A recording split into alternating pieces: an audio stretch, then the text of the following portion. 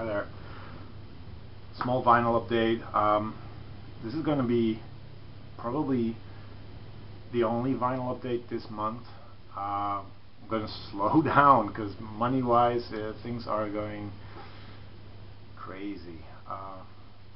Money is going faster than I am able to make it at work. So I will be selling some records just to make some money. I have on Discogs a bunch of records on for sale, but they're not really going. Maybe it's the holiday season, but I'm going to keep them up, and if they really don't sell, I'm going to take down the prices.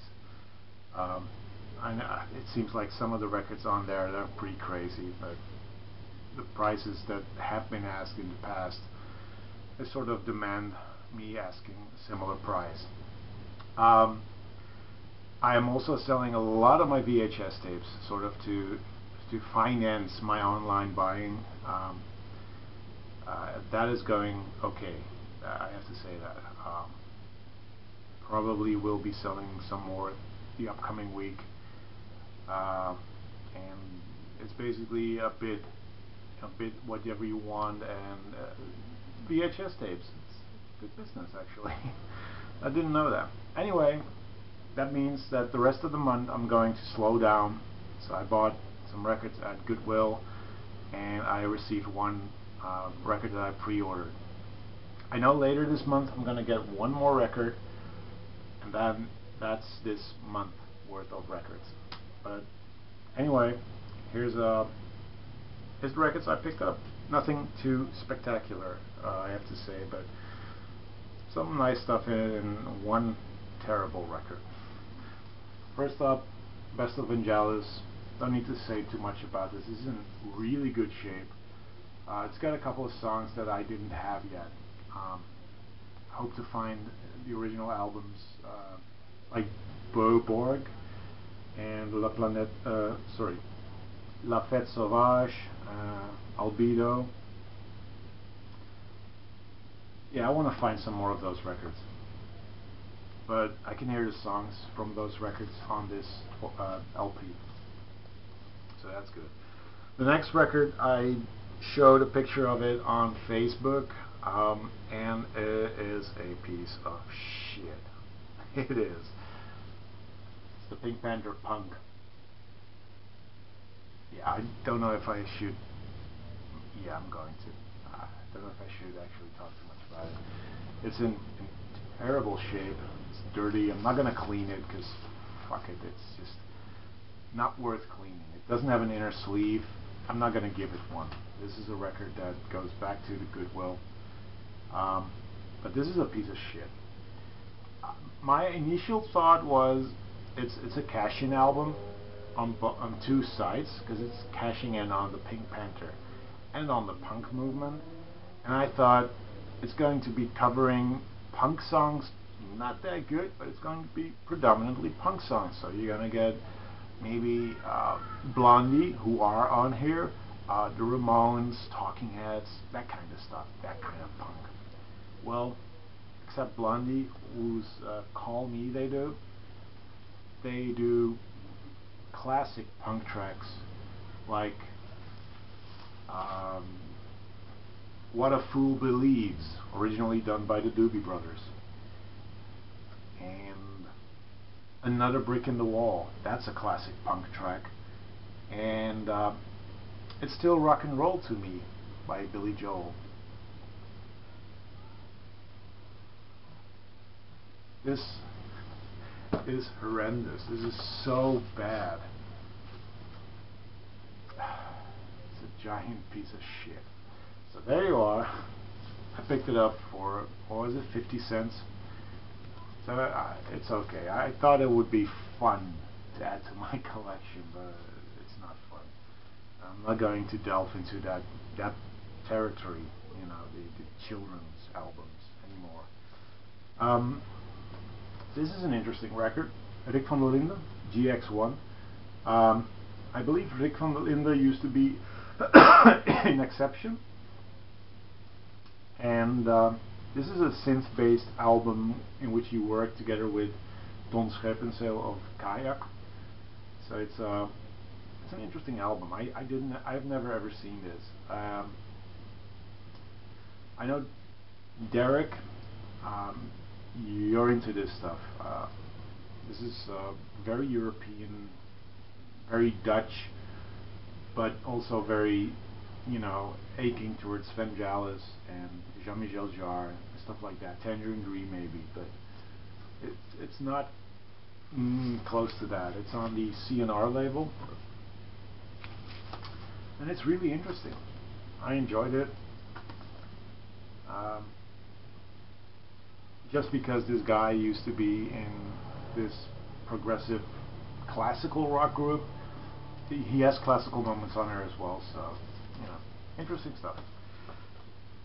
I picked up 1986 album by Icehouse, Measure for Measure, Australian group, I believe,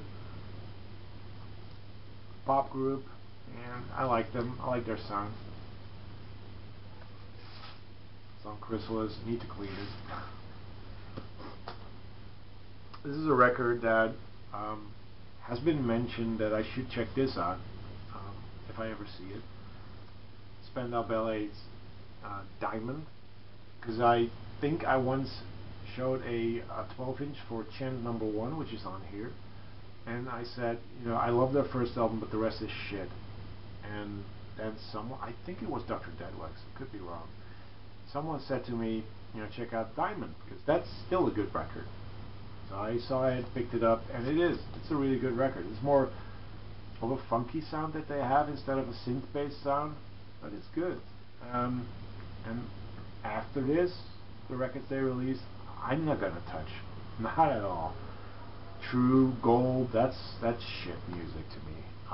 This is still good. Also picked up this late 80s album. It's so far what I've heard is not that great, but this is Living in a Box, Gate Crashing. It's in excellent shape.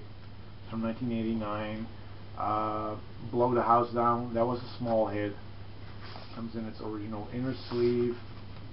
It's a decent sound. A little too slick for me at times, but picked it up. Also picked up Haircut 100. This is Pelican West from 1982. I don't know how to describe their sound. They have funky moments. Love the label. And sort of a, I don't know, just Caribbean sound maybe. I like it. It's good 80s pop. And I also saw their second and last album, Paint and Paint. This is in 1984, and it's a similar sound. It's on Polydor, but it's got custom labels. It's a decent album. I like 80s pop, so picked it up. Then I picked up a replacement copy for Paul Simon's self-titled album. I had one that had tape all over it. I'm going to get rid of that. So this is in good shape. It comes with the inner sleeve in good condition. So I'm happy with that. I really like that album, by the way. Then we got Memphis Men's Earthband Watch. Haven't listened to this one yet. It's got the original inner sleeve. Late 70s progressive pop, I would call it. They do a version of The Mighty Quinn. I like the cover. I do. It's a nice cover. Also, I picked up this excellent condition LP by Bread called Mana from 1971. I didn't have this one yet, and I really love Bread. I love their sound. It's a pop sound from the 70s that I dig. I love it. Great band. Don't need to say too much about it. I was at a friend called Michael. He's on Facebook as well. I gave him one record. He gave me 3. He was getting rid of a whole bunch of records, glam rock and some Beatles and stuff like that. And I thought, you know, why not? He's got a couple of records I'm interested in, so he gave them to me. The first one is The Slider by T-Rex. I'm not a huge glam rock fan, but T-Rex I think is one of the more interesting of the glam period. I have to admit their earlier psychedelic folk period, I love that much better. But yeah, I'm gonna give this a shot and see if I like it.